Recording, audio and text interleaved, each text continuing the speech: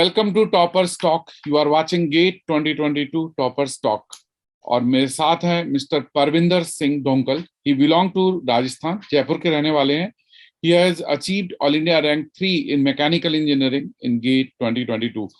इनके गेट के normalised marks after normalisation है 85.88 और इनका स्कोर है 1000 out of 1000। He has done his BTech from IIT Bhilai, passed out in 2021, and he has been preparing for the GATE and Engineering Services examination. Jaipur के रहने वाले हैं। इनके फादर भी राजस्थान हाउसिंग बोर्ड में गवर्नमेंट एम्प्लॉई हैं, job करते हैं। He belong to middle class category and he has achieved third rank. So first of all, Parvinder, congratulations. Holi की भी शुभकामनाएं, आपके गेट अचीवमेंट पर भी बहुत सारी शुभकामनाएं और बधाई, और आपके पेरेंट्स को भी बहुत बहुत बधाई। Now Parvinder, beginning to the journey कि गेट एग्जाम को क्रैक करने के लिए गेट की स्ट्रैटेजी क्या होनी चाहिए। मतलब students must be interested to learn something from you, क्योंकि टॉपर्स टॉक इसलिए होता है कि टॉपर्स की स्ट्रैटेजी स्टूडेंट्स तक पहुंचे and the freshers, those who want to begin their journey, they can follow your path and they can reach to the journey. जी sir, तो गेट का सिलेबस इतना बड़ा है कि आपको मोस्ट इम्पोर्टेंट पॉइंट जो है वो है कंसिस्टेंसी। अगर आपके पास कंसिस्टेंसी नहीं है तो आप सिलेबस खत्म ही नहीं कर पाएंगे। बाकी अगर आप में अंदर कंसिस्टेंसी है, अगर आप रोज पढ़ पा रहे हैं तो आप 6 to 8 months are more than enough अगर for completing the entire GATE syllabus. And उसके apart from that self motivation बहुत जरूरी है, क्योंकि कई बार बीच में ऐसा लगता है कि नहीं हो रहा है, क्वेश्चन टफ हो रहे हैं, मार्क्स नहीं आ रहे हैं मॉक टेस्ट में। वो सेल्फ मोटिवेशन अगर आपके पास नहीं रहेगा तो बीच में आप गिव अप कर सकते हैं। तो उसके लिए सपोर्ट स्ट्रक्चर, आपके फ्रेंड्स, आपकी फैमिली का सपोर्ट बहुत हेल्प करता है उस चीज में। मोस्ट इम्पोर्टेंट आई थिंक मेरे हिसाब से ये मोस्ट इम्पोर्टेंट फैक्टर है। राइट। और कितने सालों के क्वेश्चन पेपर आपने बहुत अच्छी तरीके से सॉल्व किए? मैंने ऐसा मैंने प्रीवियस ऐसे मैंने सॉल्व नहीं किए थे 15 years 20 years। मैंने एक बुक खरीद ली थी पीवाईक्यूज की, उसके अंदर जितने भी क्वेश्चन थे मैंने वो सारे कर दिए पूरे। उस कर लिए पीवाईक्यू जितने भी उसमें उस बुक में थे। Okay. And out of all the topics जितने भी सिलेबस में हैं, आपको कौन कौन से सब्जेक्ट्स स्कोरिंग लगे एग्जाम में? कौन कौन से ऐसा लगा कि दिस इज यस, ये तो मेरा अच्छा रहा? HMT बहुत स्कोरिंग रहा। अब की बार वेटेज भी काफी हाई रहा उसका। मतलब HMT मेरा फेवरेट सब्जेक्ट में रहा भी है।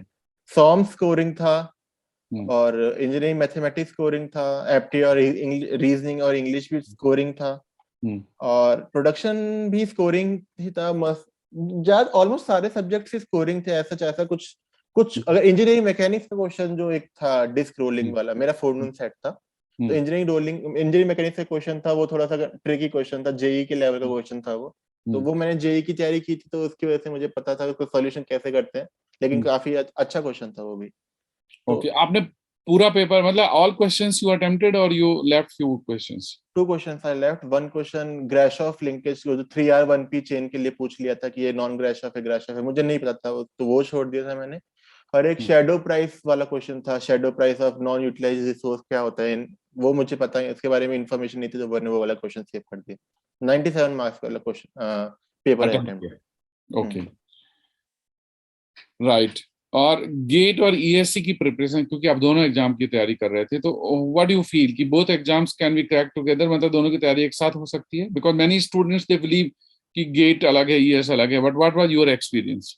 गेट और ईएससी मतलब साथ में कर सकते हैं, लेकिन ईएससी का जो नॉन टेक वाला पोर्शन है, मतलब वो सबसे ज्यादा डिफिकल्ट लगता है मुझे, क्योंकि जीके पढ़ना मतलब इंजीनियर्स के लिए थोड़ा मुश्किल हमेशा से रहा है।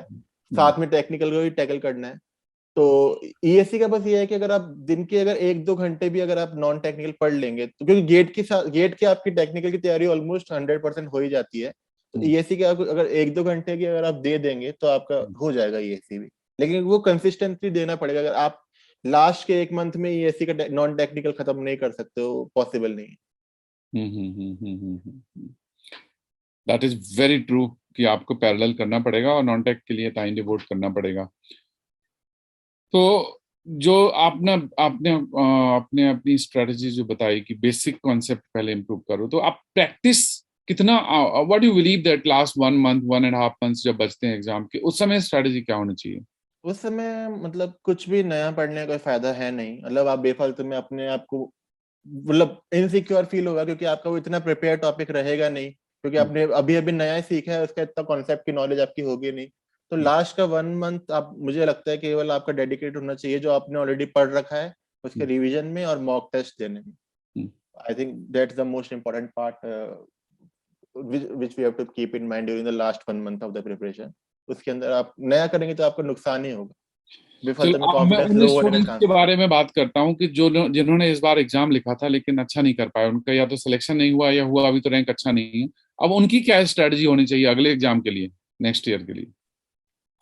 मतलब वो देखिए सर, गेट के अंदर उन्होंने गलतियां की होंगी इसलिए उनका मतलब रैंक नहीं मतलब, तो अगर हम्म, उनको लगता है कि जो गलतियां उन्होंने की है वो अब वो अगली बार नहीं कर देंगे, या हम्म, फिर कि अगर कोई टॉपिक छूट गया जो मतलब टाइम नहीं मिल पाया या फिर कुछ रीजन की वजह से उनका छूट गया, अगर उनको लगता है कि वो टॉपिक वो कवर कर सकते हैं और अगली बार वो गलतियां रिपीट नहीं करेंगे, तो हम्म, उनको ऑफ कोर्स एक बार फिर से गेट देना चाहिए, हम्म। फिर से अटेम्प्ट देना चाहिए। क्योंकि और अगर वो गलतियां सही नहीं कर सकते हैं तो फिर से गेट देने का मतलब नहीं है। गेट का पैटर्न तो वही रहने वाला है, उसका फिर कुछ इलाज है नहीं sir. You are from a good college, IIT Bhilai से passed out हैं, and with what aim you appeared in GATE? Was it for the MTech or was it for the public sectors, PSU sir. PSUs? Right.